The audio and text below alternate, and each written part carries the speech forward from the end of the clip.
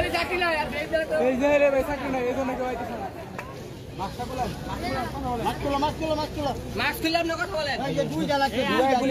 এই যে উপরে আছে জানো, এই যে দান দান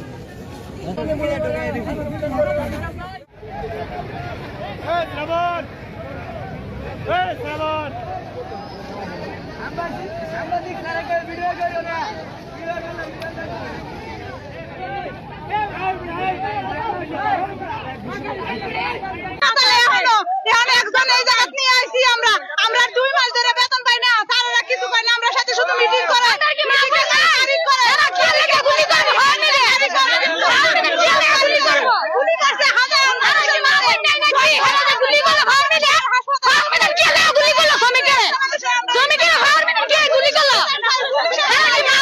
আমরা আন্দোলন করছি, পরে পুলিশ এসে আমাদের গুলি চালাইছে।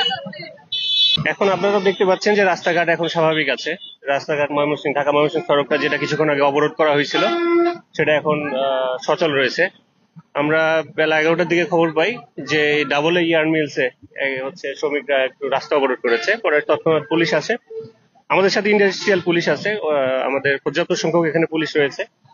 আমরা চাই শান্তিপূর্ণভাবে এটার একটা সমাধান হয়ে যাক। কারণ হচ্ছে এই শ্রমিকরা তারা বেতনের দাবিতে আন্দোলন করছে বলে আমরা জানতে পেরেছি। আমরা মালিক পক্ষের সাথে কথা বলেছি, তারা আলোচনার মাধ্যমে এটা সমাধানের চেষ্টা করছে।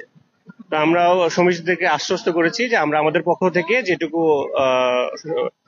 কোঅপারেট করা দরকার আমরা এটা করব, তবে রাস্তাঘাট যাতে বন্ধ না হয়, রাস্তাঘাটটা সচল থাকে।